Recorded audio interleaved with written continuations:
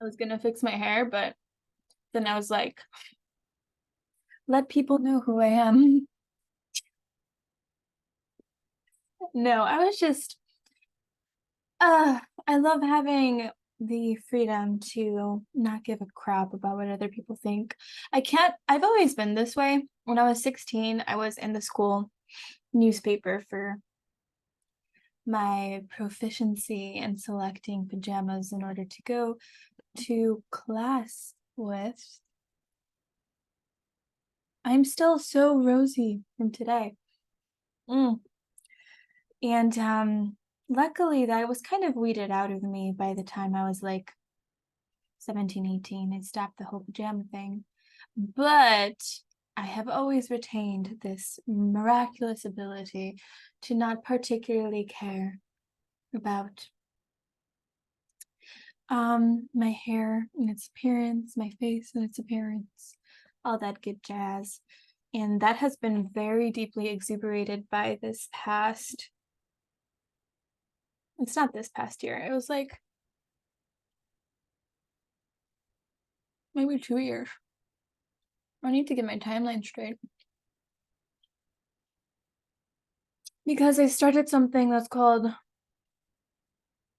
oh my gosh, I love that piece of chocolate. It's so good. I started something that's called the no mirror practice, in which I didn't look into a mirror for an entire year. And when you begin something like that, you can't really tell how your hair looks like. So you lose even more care. It's so funny how terrible people's mouths look when they're eating chocolate. Like, even just like whenever your mouth is filled with any kind of food, it looks much more, it looks better than when it's slightly lined in chocolate. I got this amazing, what is it, a mousse cake? I'm not sure. Mousse cake from a local bakery today. Super, super yummy. It has 3 layers to it, which has been like hard to break into. Like, I can't get through the second layer because it's a more harder base. So we'll be exploring that later. But the top of it is very good. I'm doing this like switch over to, you know how you can like eat really shitty chocolate and it like fulfills the chocolate urge, but it's like it was really shitty chocolate and it's like, okay, well that chocolate was just filled with like the nastiest preservatives slash, I'm talking about like major candy brands, nastiest preservatives and oils and all sorts of stuff. So I was like, what if I don't necessarily shy away from my love of chocolate? What if instead I just seek better sources of chocolate or make it more decadent? Because like it's there's like something about the decadence of things that really is attractive to me, like in terms of even with restaurants. It's like, why eat out 5 times a week at a shitty place that has like $5 hot dogs or burgers when you can eat out once a week at like a beautiful sit-down restaurant that is like truly an experience? Because when I go out to restaurants or when I go to bakeries and purchase mousse cakes, that's what it's called, raspberry mousse cake, I'm not necessarily just looking for, and I think overall as consumers, we're not just necessarily looking for, um, like when people go out to restaurants, they're not just looking to go out to restaurant because they're hungry. When people go to bakeries or buy decadent cakes, they're not just looking to go buy a cake to fulfill their sweet tooth. We're looking for the experience factor of things. At least that's what I crave. I used to be, and I've thankfully narrowed down on this habit of mine by like a substantial percent. But I used to go out to eat all the time because it was the company that I was seeking, and it was the experience factor that I was seeking. I was living alone in the woods on 9 acres by myself at that time. it was like a period of over 2 years. So going out to eat would be like so satisfactory to me because it was honestly one of the only times I would have like actual human to human contact that wasn't that felt okay to me, that didn't feel like bad to my system. Um and yeah. So it was more so the experience factor. And when I realized that, so I suppose if any of you have any kind of habit, if we deduce the habit, instead of like shaming our habits, being like, oh my God, I just can't stop going out to eat. I'm such a terrible person. I need to save money. Why can't I just like be normal and, cook at home every day? Why? And like, it's like the shame spiral. Instead of doing that, if we'd like sit back and ask ourselves, what does this actually fulfill for me? What does this actually quench for me? Approach the habit with curiosity instead of the shame and the blame game. And when we do that and we kind of begin to, because the answer might not come right away, but over time, the answer will slowly begin to bubble up from your body when you continuously choose to notice your own patterns instead of subjecting yourself into a shame cycle. If you just become the observer, notice your own patterns for some time, and then realize gradually over time what it really fulfills for you. Like, what does even if we're talking about binge, what is the binge of eating Snickers bars fulfill for you? What is popcorn? Whatever it is, whatever your thing is. What is smoking? Gosh, I've never smoked in my life, so I don't know anything about that. But what does your quote unquote habit that you need to change fulfill for you in your body or in your life? And once we have that deduced, then like, well, first off, the psychic pressure is removed, or like not even psychic, it's more of a mental pressure, the mental and emotional pressure. I think that's why I called it the psychic pressure, because it's a combo. The pressure of the same shame cycle is removed.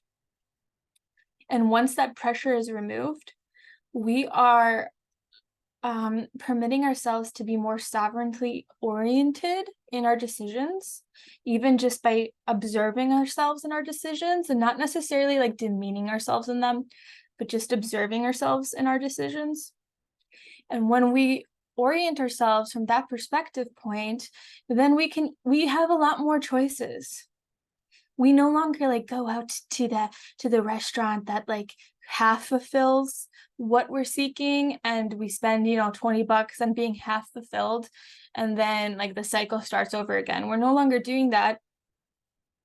Slowly over time this happens. It's not like tomorrow we're no longer I mean, you can, but habits have their own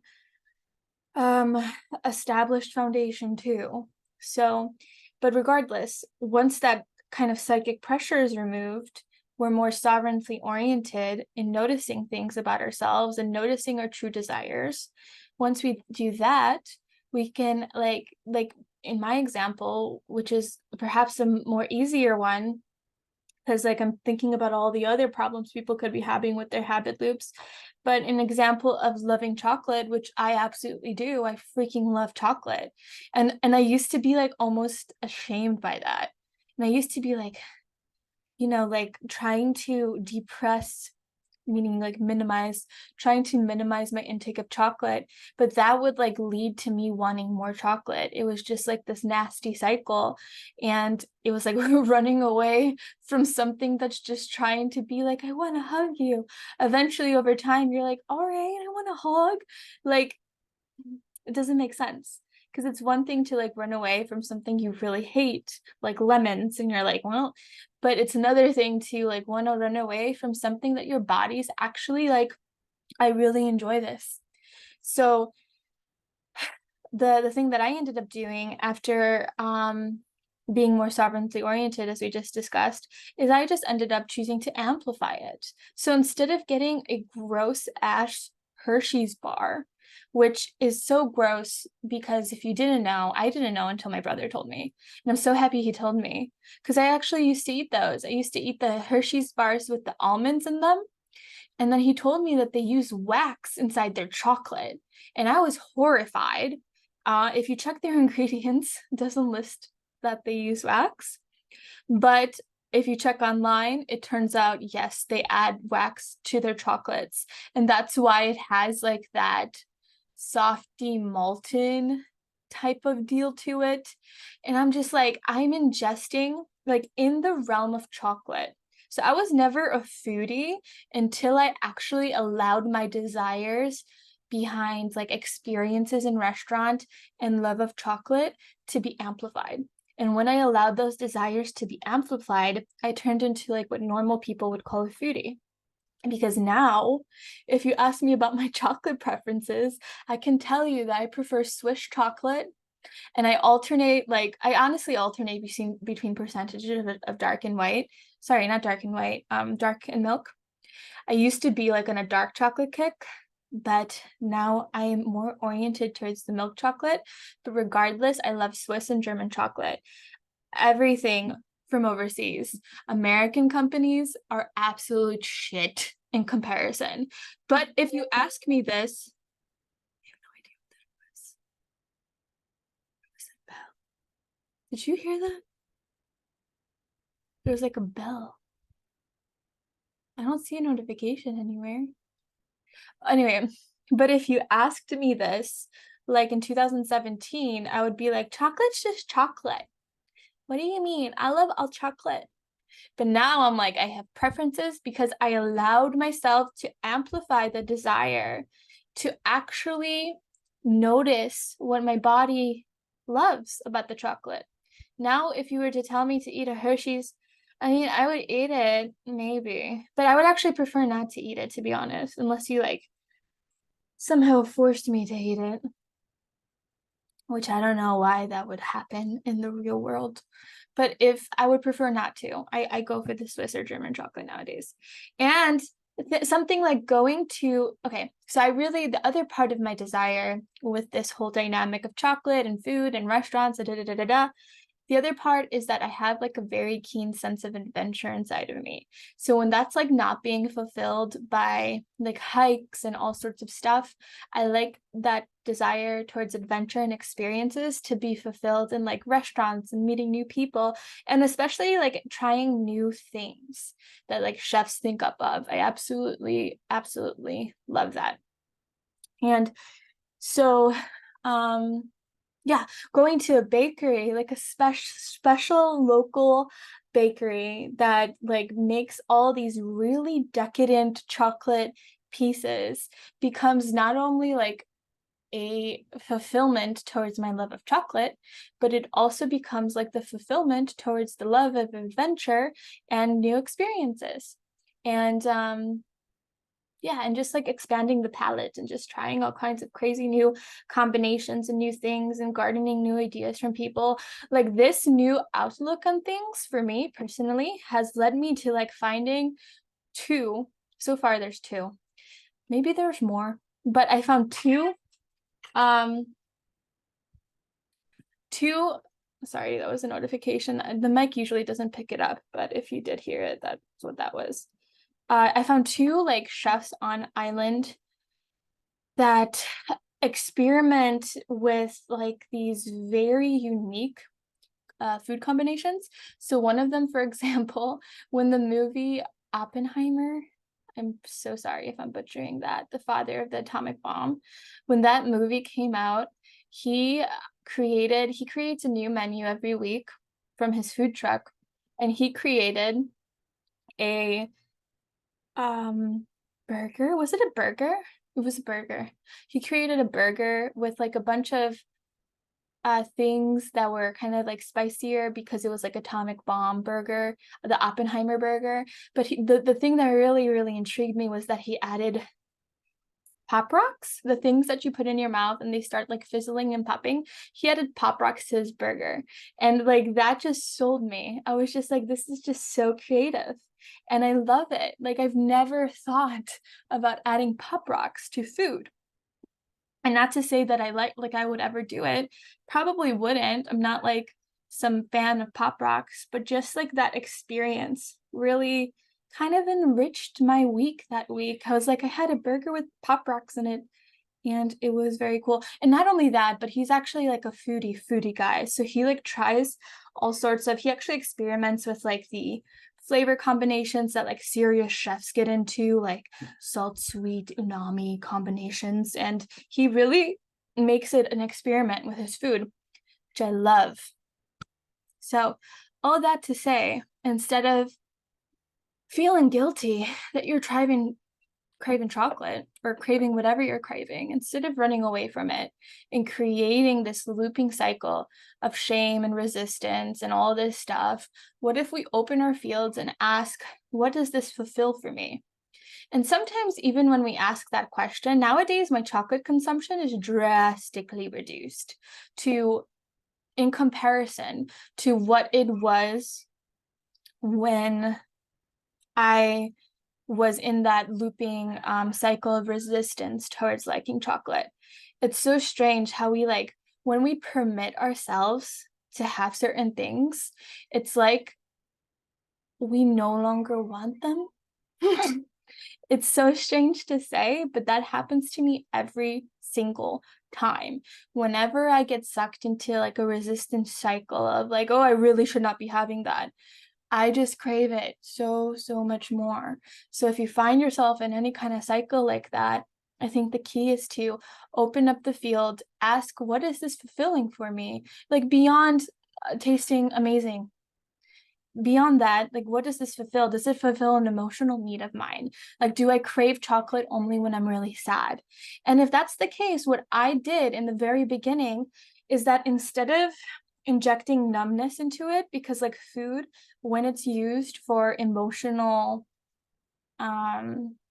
like when it's used as an emotional pill to kind of quench the emotional turbulence, then it often has a numbing effect. So the way that I personally counteracted that was when I did feel like having chocolate because I was really sad or I was having a bad day or I needed a pick me up or I had PMS, whatever it was, instead of eating the chocolate mindlessly, what I would do is like amplify the experience.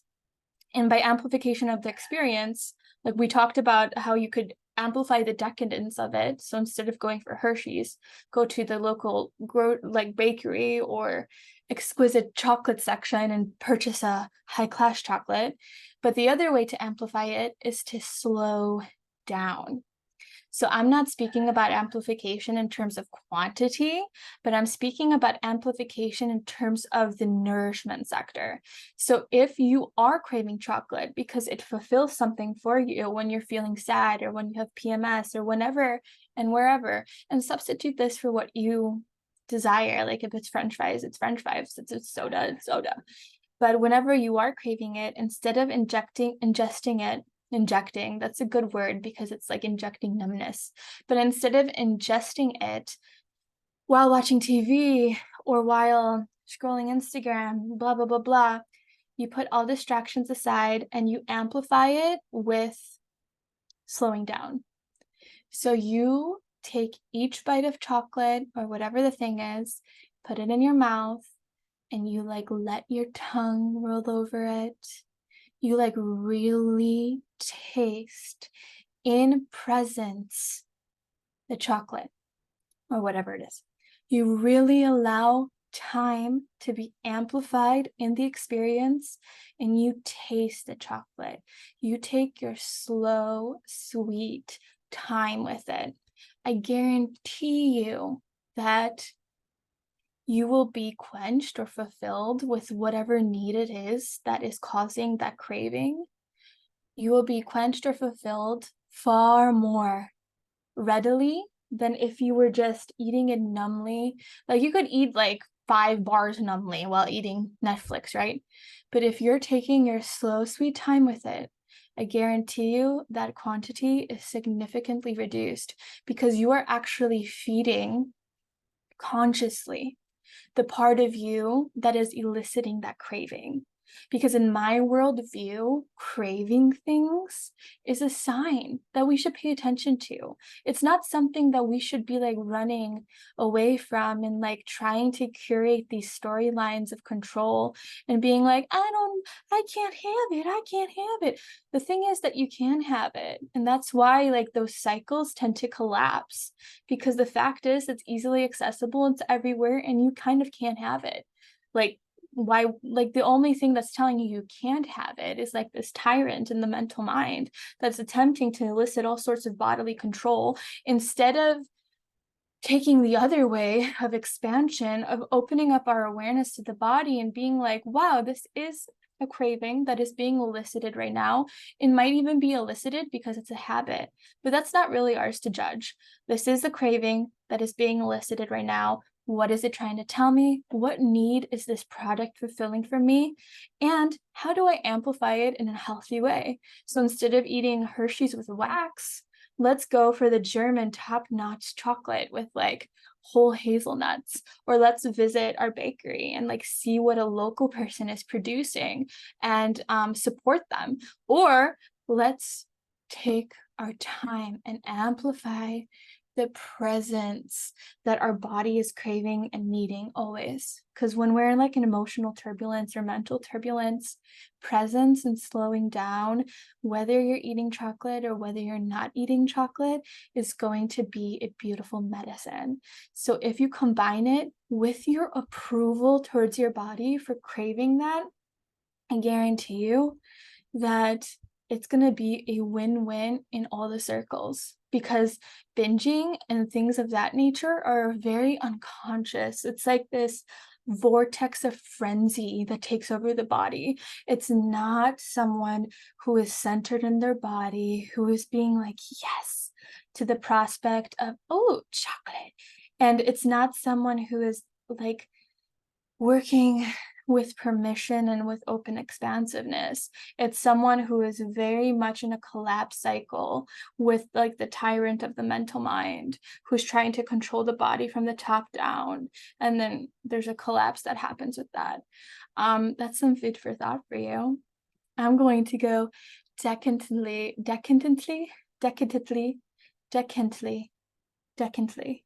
going to decadently enjoy my raspberry mousse. And the thing that's real, the first time this isn't the first time I've had this.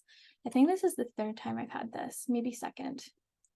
But the first time I had this a few months ago, I was really surprised because I took like 2 bites and it was like, no more. My body was like, no more, because it is so decadent. So yeah, it was like more punch was packed in like smaller sectors, if that makes sense. But I hope this gave you some food for thought. My name is Yvette. I currently have a program out. It's called Chronicles of Loose-Skin. I would love for you to join. It's a 6-month program in which I lose 100+ pounds without loose skin. And I show you exactly how I did it. And I show you all the ifs, buts, ands. And we also have tons of discussions like this, because we're not only seeking to transform the physical, but we work with all the layers of the body, which is what is required for loose skin transformation. We work with emotions, we work with physical, spiritual, and mental. And I speak a lot about topics like this in order to best realign the body and prepare you for not just losing weight, but for like sustaining weight loss, and for really being able to transform the form, not just through temporary physical control mechanisms, but a permanent full transformation in your physical, in your auric field, everything, so that it's much easier to sustain. And that also, so that so many people like crash their metabolisms when they lose weight. It's the most terrible thing in the world. But yeah, this YouTube channel here is new. I opened it specifically for spheres of the body, but I have many websites down below. The first one being YvetteBam.com, which is where Chronicles of Loose-Skin is. Second one is BammingBody.com, which is where my loose skin lotion is. And the third one is just my fun website that I sell my designs at. So if you want to check any of those out, I'd be most grateful to you. But if not, I'd love for you just to stick around with a subscription. I hope you got something from this, and I'm going to log off now. I wish you well, and I wish you decadence.